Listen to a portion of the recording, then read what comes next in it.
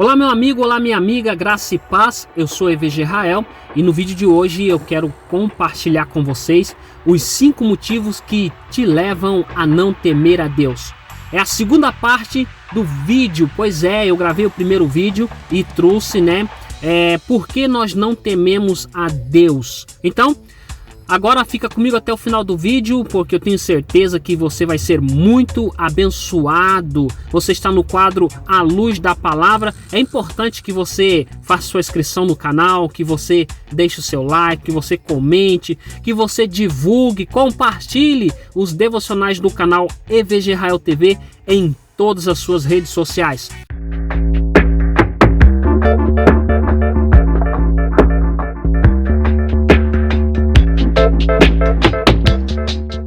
Eu estou muito feliz que você está aqui me ouvindo.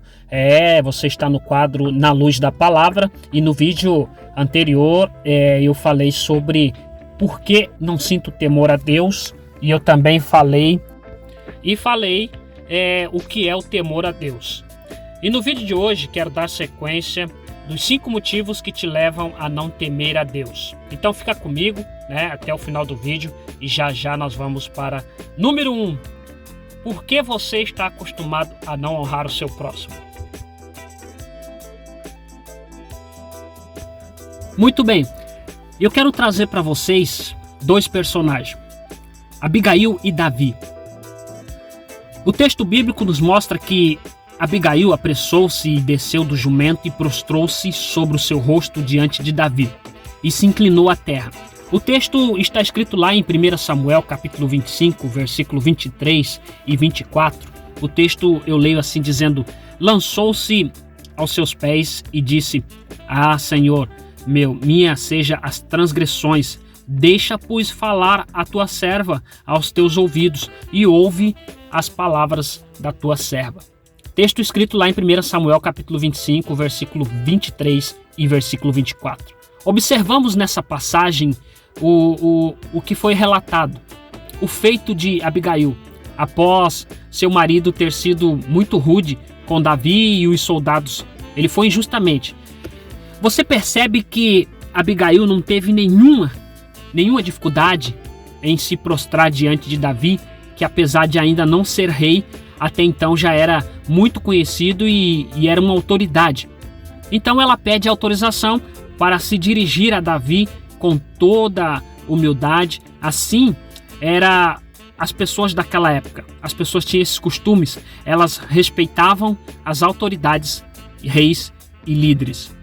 Totalmente diferente do dia de hoje. Nós que temos tanta dificuldade de respeitar o presidente da República, quantas e quantas piadas são feitas sobre ele. Você já deve ter ouvido muitos xingamentos e muitas coisas que se referem ao presidente, não é mesmo?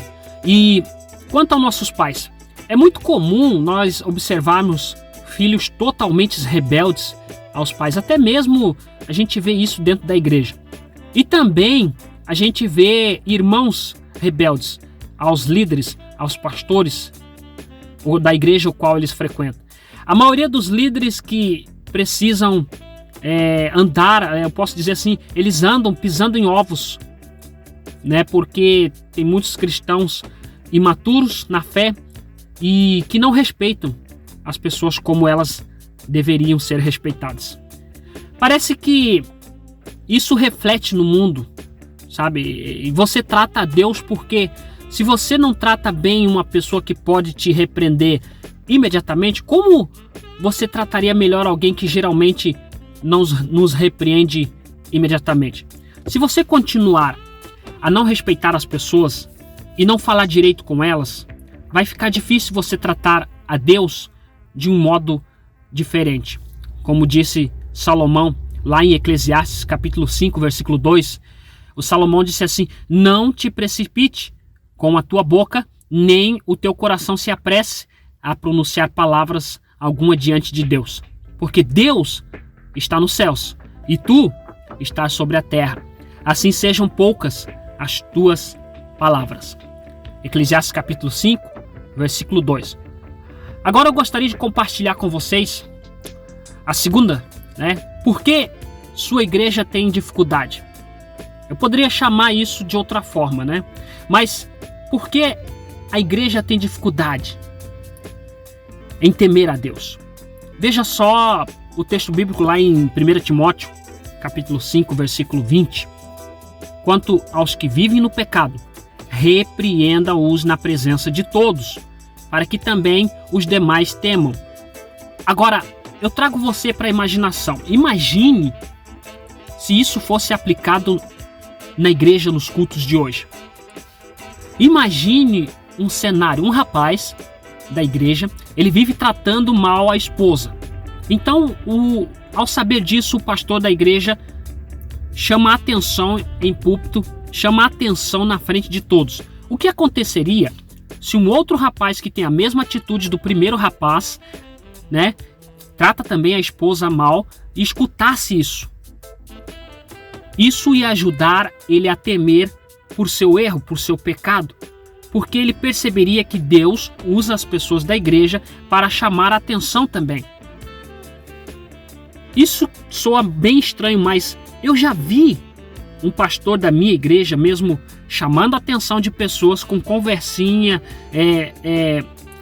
baixinhas no fundo da igreja, na frente de todos. Ele chamou a atenção. Com certeza você também já deve ter visto algo desse tipo. Agora, chamar a atenção para outros pecados, como tratar mal a esposa que se casou, aí é algo mais difícil. Na antiga aliança acontecia algo parecido. Veja que a lei de Moisés ensinava quanto aos filhos rebeldes. Deuteronômio, capítulo 21 e versículo também 21, o texto diz assim: então todos os homens da cidade o apedrejarão o filho rebelde, até que morra. Assim vocês eliminarão o mal do meio de todo o Israel, virá e temerá. É claro que não podemos apedrejar ninguém nos dias de hoje, mas fazer com que as pessoas temam ainda é possível. Fazer com que as pessoas temam a Deus ainda é possível, se colocarmos em prática o que Paulo ensinou a Timóteo. Mas, atenção, perceba que eu poderia colocar no título algo diferente, como eu falei. Por que sua igreja não segue a Bíblia, ao invés de colocar por que sua igreja tem dificuldade? Eu fiz isso porque não quero que pense coisas como eu, Igreja de Israel, não temo a Deus por culpa da minha igreja. Hoje é moda acusar a igreja. Ninguém quer ajudar na verdade, porque isso dá trabalho. Acusar dá menos trabalho. Agora, se a sua igreja não vive isso a risco, então estamos na mesma, porque a minha também não. Preferimos ajudá-la e a fazer parte da solução e não do problema. Motivo 3.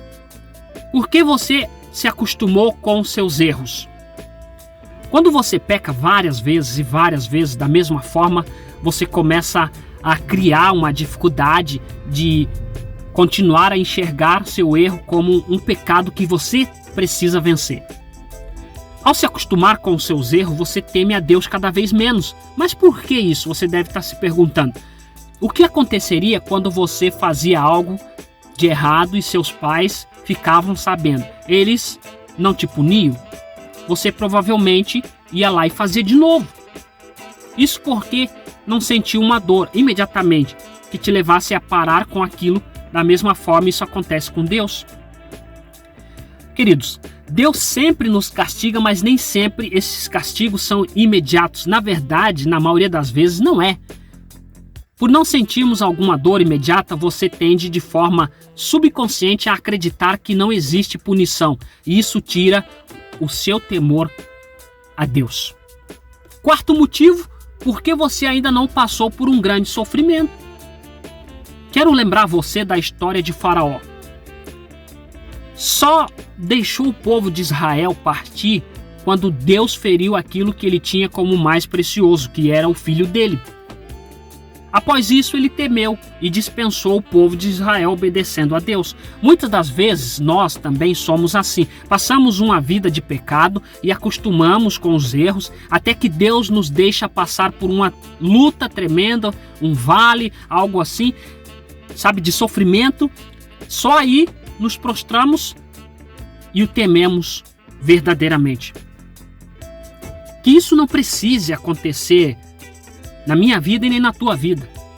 Que nós não venhamos passar por um sofrimento para chegar ao ponto de temer a Deus. Eu falei quarto motivo, agora o 5 motivo. O 5 motivo, porque Deus ainda não o quis.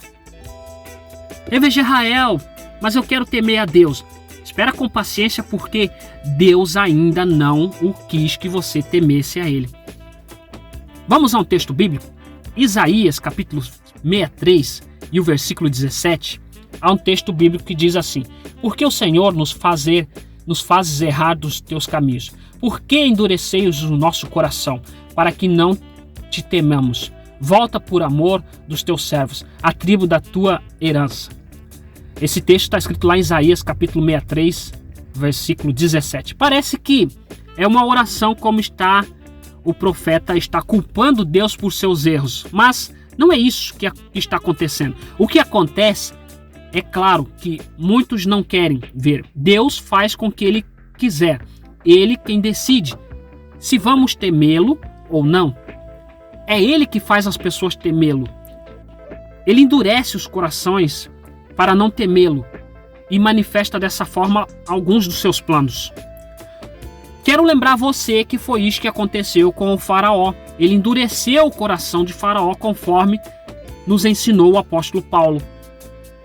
Lá em Romanos capítulo 9, versículo 17 e versículo 18. Você pode procurar na sua Bíblia. Porque diz assim nas Escrituras: Faraó, para isso mesmo te levantei, para em ti mostrar o meu poder e para que o meu nome seja anunciado em toda a terra. Logo, pois, compadece-se de quem quer e endurece a quem quer. Isso, porém, não tira de nós a nossa culpa de reconhecer ser algo difícil de entender, mas é assim que a Bíblia nos ensina. Sendo assim, você se encontra em um estado de endurecimento onde não consegue temer a Deus, é porque Ele assim está fazendo. Agora você se pergunta: não sinto temor a Deus, e agora? O que fazer? Queridos, Deus parece endurecer o meu coração, como disse o profeta Isaías. Faça como ele, clame por resposta. Ore muito e a respeito disso. Ore sem cessar. Dessa forma você mostra que se importa realmente e quer temer a Deus em seus caminhos. Utilize os princípios que você aprendeu hoje, como orar a Deus. Saiba que tipo de sonhos Deus realiza através da oração. Não fique apenas na oração, parta para a ação. Quero lembrar o que diz lá em Tiago, capítulo 2, versículo 26. Diz assim que a fé sem obra é morta. Mostre sua fé orando a Deus e agindo de acordo com o que acredita. Temor a Deus. Uma conclusão que nos leva. Por que estamos falando desse assunto? Mas o que eu faço para mostrar que creio em Deus e que Deus vai quebrantar o meu coração para que eu possa sentir temor a Deus? Faça o que aprendeu aqui. Honre as pessoas que você conhece. Honre seus pastores. Honre os líderes. Honre o presidente do país. Sabe? Honre os líderes mais velhos. Experimente contar, sabe? Contar a alguém a confiança sobre algum erro que você tem cometido. Desta forma você sentirá mais temor e será mais responsável pelos seus próprios erros. Pergunte para o seu pastor sobre o que ele acha da passagem de 1 Timóteo capítulo 5, versículo 20. Procure viver uma vida de santidade, assim você larga os costumes de pecar, começar a acostumar com a disciplina celestial, a disciplina espiritual, como oração, leitura da palavra, comunhão com os irmãos, sabe? Ter piedade, jejum, etc. Esteja ciente de que continuar sem temer a Deus, Ele poderá permitir que você passe por um grande sofrimento, até que aprenda a lição.